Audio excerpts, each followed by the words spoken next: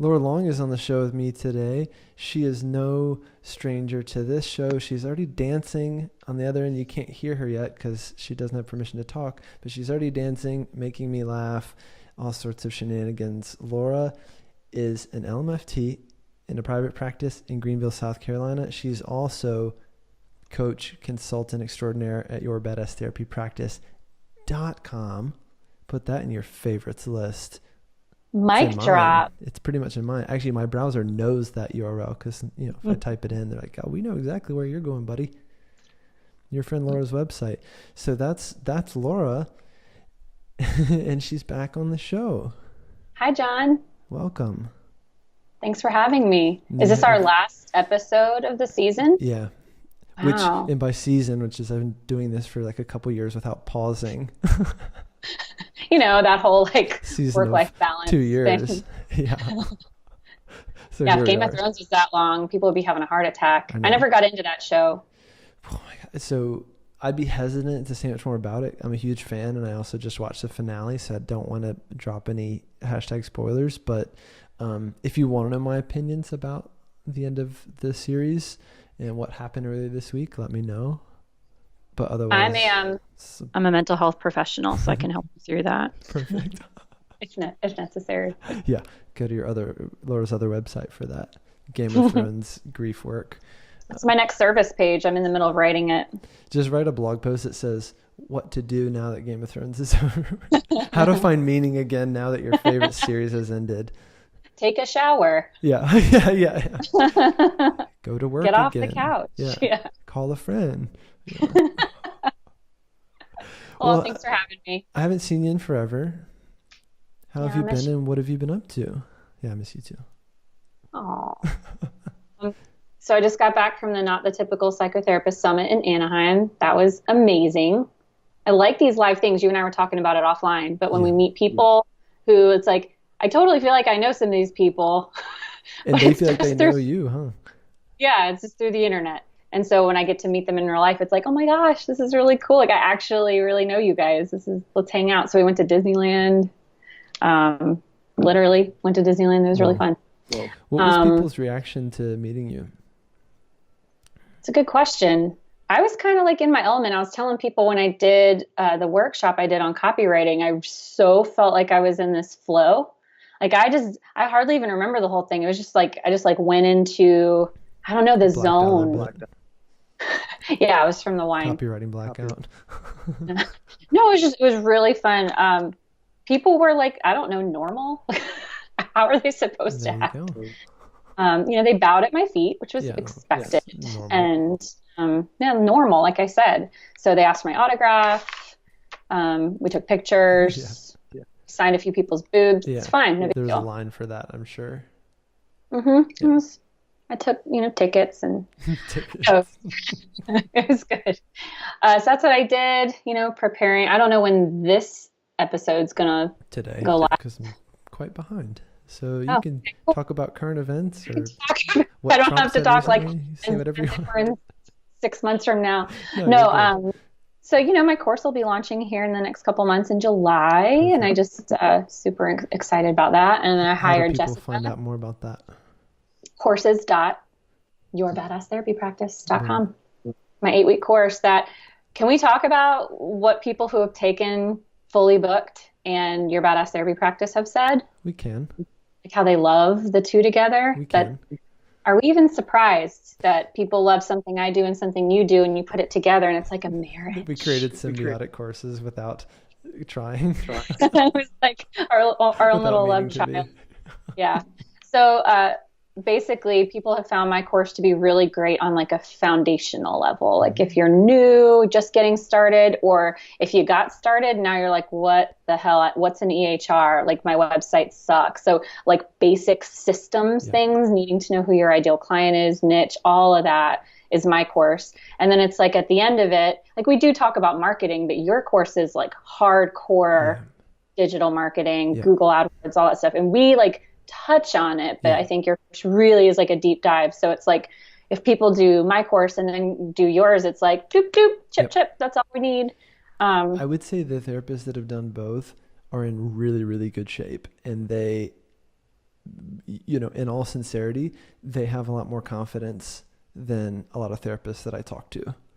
Yeah. Because their business is ready to scale. They then needed to go deeper with marketing, and we help them with that part. And then as they scale, or as they see more volume in their practice, things actually work. Their systems are scalable. They know their numbers, like they know their finances. Totally. They've done that work toward the beginning, and it really shows, Yeah. I didn't mean for this to just be like, let's plug whatever Laura and John are doing. I'm not mad at it, just kidding. Yeah, so that's what I've been up to, and just figuring out what my next steps are for Badass. Cool. So in one of those steps, you have a coach working at your Badass therapy practice. Yes. So one of my own students who's just crushing it, she approached me seemingly out of the blue about like she wanted me to help her coach therapists. She's like, well, since you've done it before, like, can you help me? And at the same exact time, she didn't know this, but I was thinking to myself, I get a lot of requests for one-on-one that I can't handle anymore. Like maybe I should hire someone. So it was like, nah.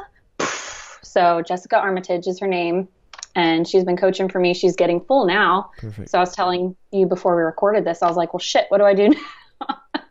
Well, and she's in some of your videos too, which is great. You guys have these new YouTube videos that I just found this week, and they're really funny, which I was shocked by, because sometimes you really miss the mark, No, I'm just kidding. Usually pretty dry. It was your Badass website mini series. So we just talked about, I don't know, things that a badass website needs. We're done with that. It look very easy. Like it was very informal, but really funny, like genuinely really funny. And the cuts were really good. The editing is really good too. Mm-hmm. And the lighting is good. Like you guys look amazing. Thank you. Yeah, we didn't do any of that. That was all Taylor. Taylor's. Okay, can I like Taylor? Taylor? Who's Taylor? Can I be super bougie and just be like, Taylor is my cameraman? Yes, you can. Taylor does all of my. With your massage therapist with the ponytail. My house. Oh my gosh. Yeah, my massage therapist is. Can we please talk about them later? Yeah, we can. No. Okay. So this actually is like segueing into what I wanted to talk about today. Right, we're going to talk about like delegating stuff. So yeah, people assume that I'm doing all of my own shit. Yeah. And so like when they compliment me on the YouTube channel, I have to be like, well, I don't do any of that. Because I had talked to you before I started it, remember? And you were like, buy all this gear. And I bought some of it, and it's still in a box, like an Amazon box in the corner. Please do. Like, seriously, it's too late to return it. And so I got really overwhelmed by all this gear because I wanted the channel to be professional, but I don't know jack about tech like you do. So I just asked around, and it turns out one of like my close friends' husbands like was wanting to get more into videography, and he does the editing and everything. He does everything. He records it, brings all the equipment, the lighting. Like we had different lapel mics and different camera angles, Amazing. So he records, edits, and then even uploads it to YouTube for me. So all I have to do is input like the video description. Wow. It's pretty stellar. So, I mean, yeah. And so that leaves you to come up with the content ideas and do the content, right? I get to do the thing that I'm actually good at doing. Yeah. Like coming up with the content, like a loose outline or a script.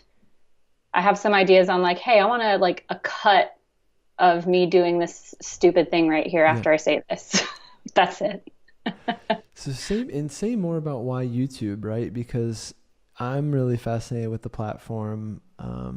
We're publishing there at least once a week. And more therapists are going there to find answers to their questions. But what was it for you that made you go, okay, it makes sense to start a YouTube channel? Yeah. Well, first of all, I like video. I'm not terrified by it. Of course I was when I first started, but you do enough like drunken Facebook lives and it's like no big deal. So I like video first and foremost. I like writing, but it takes so damn long because I'm a perfectionist with my writing. So I'd write these long blog posts that would take me an entire week Whereas I could say the same thing in like a 15-minute shoot. So that was one thing. Another is, like you just said, people are using YouTube more now. Yeah. So it's almost like it's the new Google. If you have a question about something, instead of reading an annoying blog post, just go to YouTube and look for it. Well, So it is Google. It's, you know, it's owned by Google, yeah. and they're putting YouTube videos at the top of searches for a lot of commonly asked questions because people love getting the answer to something that quickly.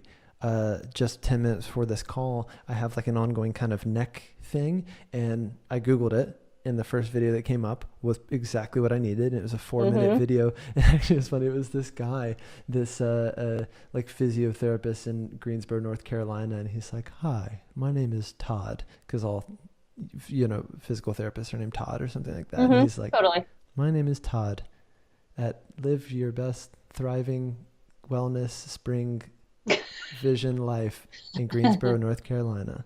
I'm going to be showing you, you know, in 2 easy steps how to relieve the tension from your neck." And I'm like, I love Todd. Yeah, let's send bouquets of roses to Todd, please. Yeah. And then at the end, he said the funniest thing to me. I thought this was funny also as a therapist, but at the end, after he did the whole exercise and showed us like exactly what to do, he showed me and Todd exactly what to do. It was just you and Todd alone. At the end, he goes, "And if anything doesn't feel good to you, I give you my full permission to not do it."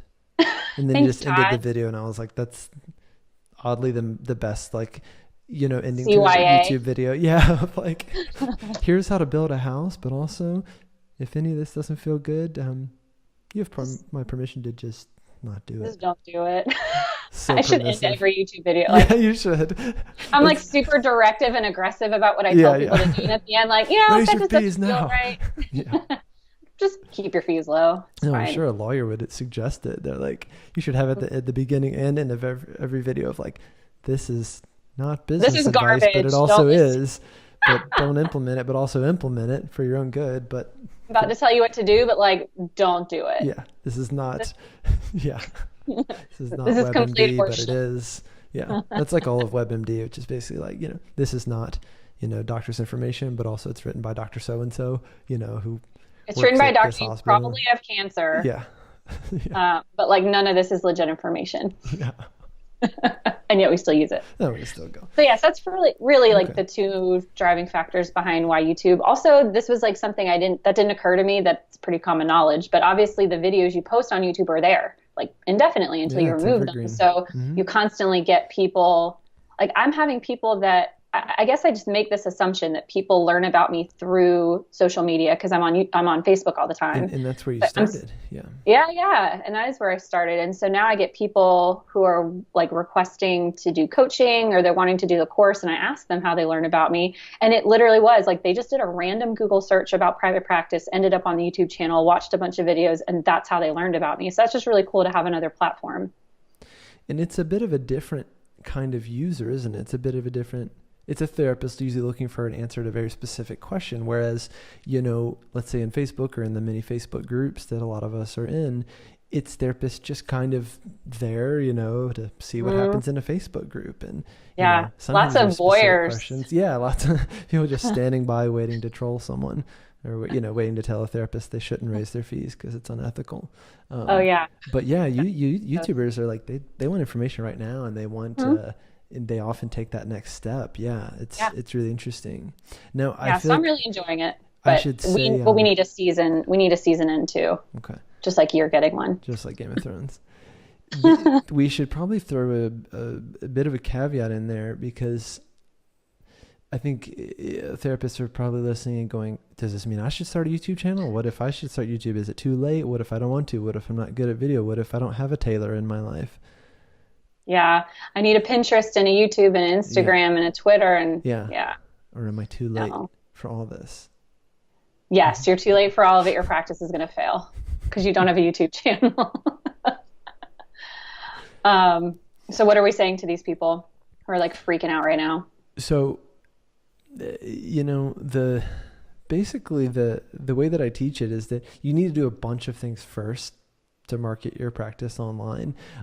You could just start making YouTube videos every single week, but then you're gonna have people finding those videos from everywhere, right? Or if you make a video about mindfulness, that's great, and it gets 500 views, that's great, but how many of them are in Chicago, Illinois looking for a therapist right now, right? So it's not that it can't be, a part of a therapist strategy, but they need to do a lot of other things first, like keyword research, keyword placement, start to generate some traffic on their website. And then you could embed some YouTube videos onto your site so that people are actually watching them on your site, which is great for SEO. You're getting people to spend more time there. It's making your site look really cool and popular in Google's eyes. And this is so crucial that you've already told Google where your site is. So in other words, this is a site for a therapist in Chicago or a CBT therapist in Chicago or whatever, you know what I mean? So sometimes like I see therapists just diving into content. Even this morning, there was a therapist who I was on a call with, and she's like, I've been blogging for a year, but I don't have any clients. And you just took one look at her website and went, well, yeah, Google still doesn't know where you exist, right? So you're, xyandtherapy.com, and you start blogging your tail off, and you're really frustrated because Google still doesn't know what you're all about or where you are. Yeah, you were kind of helping me before the call about that too. Well, it's confusing. Yeah, don't confuse Google, because if they don't know what you're about, they're just gonna be like, well, you're not about anything. And that's really it. In a nutshell, is like people get, we get bent out of shape about SEO. It's really about telling Google what you're about, communicating clearly to Google who you are, what you do, and where you are.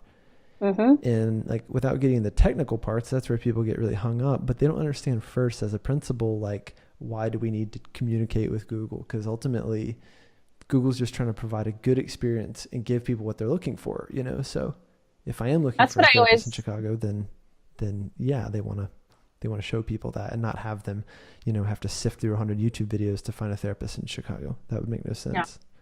That's how I always understood Google and SEO to begin with. Was Google's job is to just like display the most relevant searches for what people are looking for. So just by the very nature of having a clear website that's easy to navigate, that has good content on it, like your SEO is naturally going to improve. Of course, there's like actual strategies you could do as well. It's just like people thought there was one magic bullet or like a secret to SEO. And it's like, well, if you just have a good site or a great site even, you'll have really great SEO just by telling Google, this is who I am, this is who I serve, this is all like the high quality content that I have related to this very specific thing. Put me at the top.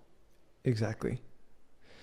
It's really, in a way, not that hard, and there was an interesting change recently. And again, I didn't bring you on the show so that I could talk about Google for 40 minutes, but yeah, because I'm about to fall asleep. I've been known to do such things. Google guru. They rolled out a change where Google's all about trustworthiness. And so you get brownie points when you have testimonials on your site and especially on your homepage. Because Google wants to see that you're actually trusted by consumers, right? Whether you're selling a toothbrush or you're selling, therapy. So this is obviously a conundrum for us because we can't ask clients for testimonials, X, Y, and Z, et cetera. But you can and should ask trusted colleagues for them. And they could say just 2 sentences about like Laura knows how to really go deep with like high achieving entrepreneurs or overachievers from John Clarke LPC. Like that's totally fine. That still counts. And it gives you that social proof. And right now, just even the past few weeks or the past month or so, Google basically came out and said, this is really important. Like this is something you can do to help your reputation. Makes note in planner to ask John for a testimonial. Thank you. Thanks for that. You can just use that one. Laura does good stuff. She's good at words. Every day. Have a good summer. So we were talking about how I delegated my YouTube video, and that's what I was hoping we could talk about, like other shit we delegate, and maybe we can give therapists permission to not do all the things. All right, let's do it. I don't know how to start that. Well, it started because we were yammering. Is that a word? I'm making up a lot of words today. No, that's a real word. We were yammering on together. We were yammering on together on Facebook about having people do some things for you. And I said I was self-conscious that I have a cleaner and a dog walker. And sometimes they come at the same time. And sometimes they come at the same time. They overlap. And what are you doing while they're self-conscious. cleaning and walking your dog? You're what? Say it louder. Playing video games. What are you doing? Playing video games. In the middle of the See, day. we're doing a little bit of like desensitization right now. I know. So yeah, I think that topic, like we started on yammering on about it because you were talking about how I had a designer come and do my home office. Very I was like, I don't know how to do that shit. Yeah. So I had my dear friend Hillary from Hilly Tree Design who did my office here, and I had her come down and do my office at home. And so then you and I were like, let's talk about all the bougie shit we delegate and then like feel weird feelings about doing it. But at the end of the day, it's like, this is great. Like, it's good to have like people who can do those things that you're not great at. Like, we don't have to do everything ourselves. We have a bit of like a martyr complex sometimes, you know, like having people do your billing maybe, or having a VA or an admin, someone to like answer your phones for you. Like, we take on so much because this practice is our baby. And then we're afraid to like relinquish any control over it. But then we're kind of stuck. Well, it's control. Like, you can't always answer your phone all the time. It's control. And sometimes it's also like, I want to say buying things for yourself maybe is sometimes a problem for therapists. Like even just getting a new couch in your office that you like, or a new chair for yourself. Like the therapist chair is always a big one, or like, you know, something that I think is can be a big, scary purchase for a therapist. But sometimes we have a hard time either rewarding ourselves or like, being like, hey, I want that, or hey, I've worked really hard for that. Yeah, I think that's part of why I really love that profit first system. Yeah. It can be a bit confusing if you read the book, but if you just like dumb it down, it's like being able to reward yourself for owning and operating a healthy business. You get this certain percentage, like based on a few different factors, but like you get this percentage of money every quarter, and you can do whatever the hell you want with it. And it's not actually supposed to be related to your business. Like, it's something fun. It's a reward. And we really struggle with that. Like, I know so many therapists who do profit first and they still don't take from that profit account. Why do you think and I'm like, that's the whole fucking point. What are you doing? I don't know. It's like, maybe there's a fear of like, well, when my practice isn't doing well, or if I start to fail, I can use this profit money to like take me through a hard time, but they just like won't reward themselves. I like have to force them, like, go into your profit account right now, empty it. It's the end of the quarter. Take it out. That's it. I think you hit the nail on the head. I mean, I think that's precisely what it is. There's a therapist I work with who is quite likely listening, who had this very problem of like, actually, I like to kind of store money in my my business checking account because I'm kind of afraid of not having any. Or in fact, what he was doing was, anytime he would have a personal like financial need, he like an anxious one, or like, you know, the washer went out or something, right? Or we need, I don't know, something happened in the house, or my kid, you know, lost a tooth or something, like, I can go to that business account and pull out a bunch of money. And we had to really dig deep into that because it was creating, I think, a pretty unhealthy relationship. I said, it's the same thing if I were the employee of a company and I only got paid when shit was going wrong in my life. You know what I mean? Like if I had a hard time, you know, something broke in my car and I had to come to my boss and be like, listen, my car broke down. You know, I need $400 extra this week, or $400 at all. And that's they're like, we'll see. Yeah. They're like, well, I guess I give it to you now, but also, you know, stop asking for things. So I wonder if maybe just a lot of us either have been poor or have felt poor in the past. So there's like, even if we're whatever successful means, right? Like even if we're doing well, we still, we don't trust it. Like we're waiting for the other shoe to drop. So that's another, like, so I get all these therapists when I ask them about their goals for their practice, and they focus so much on the caseload number they want to have. So like, I want to see 20 clients, or I want to see 25 clients. Like I want to be full. And I could talk all day long about why I hate that as a goal. First of all, it's a result. It's not a goal. Like your goal is something that you can actually do or not do. Like my goal is to blog X many times a week, or my goal is to finish my notes at the end of every set. Like those are goals. Like, did you do them or not? But like your caseload is a result of doing those goals. So anyway, neither here nor there. No, but it is here and there. It's here right now. Right now, in this room. But a lot of times therapists will talk about their caseload being a goal, but they're still in a bit of that. I don't know if we would call it like a poverty mentality or like scarcity. But it's like, I've seen plenty of therapists make it to that quote goal of however many clients they wanted to have. And they're like miserable and burned out, but they feel like that's the only way. It's like, what do you think is a better goal? Well, I want their goal. Like it's important to know, okay, how much money do we need to earn to support our lifestyle? Cool. That's good to know. How many clients at what fee can I see to maintain or to achieve that goal? Like also good information to have. Is the goal the caseload number? I don't think so. Yeah. Because you can't control that. Like I can't control if I have 10 clients on my caseload, 15, 5. Never thought of that.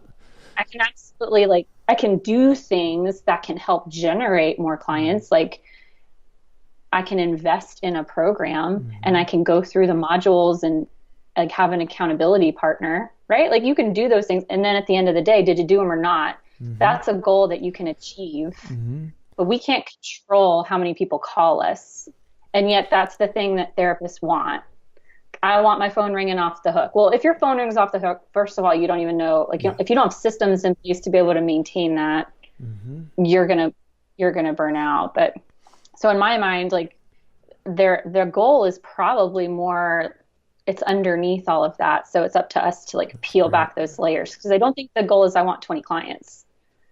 I think the goal is I want security or stability, and let's peel back that a little bit more. Like, what does that look like? And when did you last have that? Have you ever had that? How will you know if you have stability? Because a lot of therapists will get to that, 20, 25 client mark, and they still feel that like fear that we were talking about, that the shoe's going to drop or it's not permanent.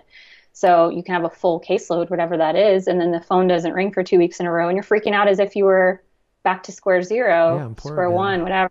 Yeah. Like we're poor again because the phone hasn't rung in 2 weeks. Like, wait a minute. Like when is the point at which we chill the fuck out? Yeah. When is that? So anyway, I don't think that your caseload is an adequate measure of success. And yet for many therapists, it is the goal or really the only goal. And it's just too granular, I guess. And so you have to go a bit deeper. And some, I think, maybe feel like I need to have 20 or else I'll just feel like a failure, or I'll just feel like I don't have a full practice because I know my neighbor has 20 clients a week, and someone somewhere said I should have 20 clients. And it's like, well, why? I wonder where we learn that. Do you think it's like depending on the agencies that you've worked at? Like, where do we learn that a full caseload equals success? And unless you have a full caseload, you're a failure. Yeah. Like, where did we learn that? Where did we get that message? Do you think it's like comparing ourselves to our neighbors and being like, well, they've only been in practice 6 months and they're full, and I only have X amount of clients. What's wrong? I think you're probably right. And I think something like that. I also think having 20 clients, I had 20 clients a week at some point and more. That is a full-time job. So you feel like you're working a full-time job. And I remember very distinctly the first time when I finally had 20 clients as a solo practitioner in San Francisco, I felt guilty for not working more. I felt guilty that I started taking Fridays off, and people would ask me and they're like, oh, what are you doing? Why aren't you at work? Why are you freaking playing tennis? Drinking beer in the park on a Friday afternoon. And it's like, because I built this business thing and I already saw 25 people this week who were like really suffering, and I bust my ass to build this thing. Yeah. Like it was enough. And at that point, you were onto something, because, in grad school and in agency work, like we kill ourselves. It's like 60 hours. Like that becomes our norm. Well, so when we're not doing that, if you're like, am I being lazy? Or a college counseling center, they're going to look at your calendar and they're going to go, you're not full. We're going to give you 4 more clients this week. Because they're looking at per hour, what are you doing? So like we pray to God you're not just sitting there for an hour resting or taking an actual lunch break. It's like, so we need to fill you up that hour slot. And the other thing I think for therapists is that hour slot, I could be making money. So that hour goes by or a client cancels and it's like, all you see is that number sign. You're like, dear God, $120 is gone forever. Gone down the pissa. Yeah. Like, this is it. This is how my practice starts to crash and burn. I knew it. Like everyone's been telling me it's going to be okay. It's like my wife or my husband, my friends, my business coach. And I'm like, this little friend called anxiety. We've been having a private conversation and it's been telling me this shit's going to crash and burn really soon. Just see it. And then you're like, this is it. It's like the stock market when things are going well and you're like, buy. We just assume it's like always going to go in that direction. And then when it starts going down, we just assume that it's going to stay down and sell. 100%. I think if therapists can get out of that mentality, they'll be a lot more relaxed and maybe change their definition of what success is, because I don't think it's working Monday through Saturday, seeing 25 plus clients a week. Like, I don't really, but that's like the measure of success in the beginning for so many of them. It's like, I want a full caseload. It's like, well, I want Mondays off and Fridays. Totally. And I want ideal clients who see me during the hours I want to work. And I want to be home 100%. By 6:00. Like, if I can manage all that, and it's like, and I can still pay all my bills and I can still like do things that are pleasurable for me. Like, that's success. It doesn't have to be the number of clients in your caseload. I have to comment on the stock market thing because it's a perfect example. I've been more and more interested in the stock market and buying private stocks and stuff and following companies. You can, but you're exactly right that like a little thing will happen, or even this week there's this whole tariff issue, and the whole stock market responded by just crashing, basically. A momentary crash. And if you were to just study that every single day, right? So let's say, I bought a stock recently, this company called Planet Fitness. And just like all the other companies, the stock went down really fast all of a sudden. And if I were to just react to that because it went down for one day or for 24 hours, I would just be caught in this constant reactionary period of something's always on fire or it's about to be, versus when I zoom out and look at the gains, that are going to happen over the course of this year, the next 5 years, etc. I actually see that things are going up in value. It's just never linear. And it's the same with our business. It's the same with our revenue. It's never linear, but you zoom out and look at the whole picture. So you have to look beyond having a bad day in private practice when 4 of your clients cancel. And I know that hurts, or a bad week when you get sick, for a week. I know that really hurts. I remember those weeks. They sucked. There's no way around it. But you have to trust and you have to manage your money well, both personally and financially. That's the thing that's also become clear to me, that when therapists are mismanaging money in their business, they're usually mismanaging it personally as well. They're doing something kind of anxious in their personal finances as well. Well, again, because the stock market example, when their practice was doing better, when they had more clients, they assumed that income they were generating was the new norm. Yeah. So they most likely, unless they're doing like a system, whether it's you need a budget, profit first or whatever, like they were just like, oh, I made $2,000 this week and I normally make 1,000. So I'm going to take that extra 1,000 and I'm going to go on a shopping spree. And then 3 weeks later, they only have like 5 clients and they're making $500. And where's that extra 500 they needed? They spent it. So it's like, it gets them stuck in that, I think you called it reactionary. That's a perfect way to describe it. And if we're focusing our success on the number of clients we have, we are forever going to be reactionary to our business. I think one of the best things, like you said, your caseload's never going to be the same. Yeah. And I think one of the best things you could do for yourself, I wish every therapist in private practice would do this, pay yourself a consistent salary, even if it's a bit lower than what you'd like to be making, and then pay yourself quarterly bonuses based on how well you did in that quarter. That's going to do a bunch of things for you. It's going to take you off of the income roller coaster. It's going to reduce your anxiety. Yes, you're going to have to be careful, or you have to tighten up how you spend in your personal life, but that's actually a good thing too.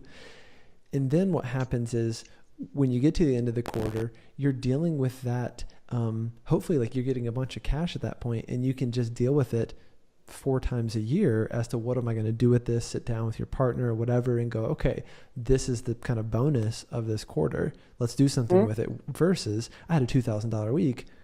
We're going to Outback Steakhouse, baby. You know, like it's whatever your thing is. Like, we're going Sizzler, you know? So I don't know. I just think I think more therapists should do it. And again, you have to think of treating yourself like your best employee. And I don't care if you're a solo practitioner or whatever.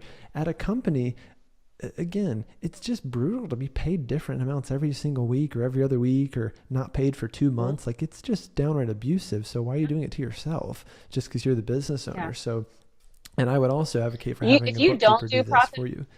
Yeah.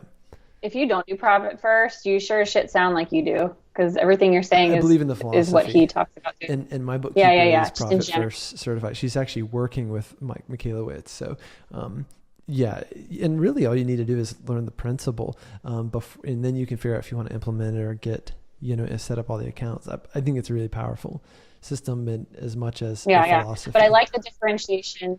I like the differentiation between there's what you pay yourself, that consistent amount, and you can just base that, if you're brand new, it's a little bit trickier to know how much to pay yourself because you don't have any data. But typically it's like, what are your 3 worst months over the last 12? Base your percentages off of that.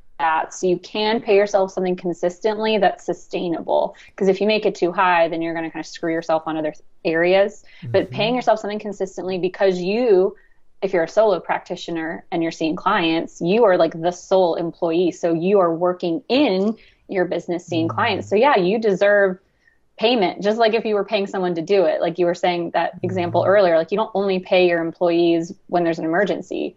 So you need to pay yourself something consistently. I also like the idea of that profit account, because that's something that it's like above and beyond reward that you get, because you're also the owner of the business. So not only are you an employee, but you're signing the checks. So I like that differentiation so that people can feel more incentivized to run a healthy business. It's like, okay, well, I pay myself whatever, $500 a week or whatever the case is. But then every quarter, it's like, I get this nice check and I can do whatever the hell I want with it. And that's my reward for running a healthy business. And then I'm not reactionary if I have a bad week. Exactly. Or a bad day and a few clients cancel. Like I'm not just reacting to the number of clients I'm seeing each and every day. It's not like my measure of success isn't on, well, did I see 5 clients today? I only saw 2. Oh my God, what does that mean about me? And my business is failing and I haven't gotten a call in a week. Like, no, chill. To zoom out, look at the big picture. We should make like a bookkeeping system for therapists.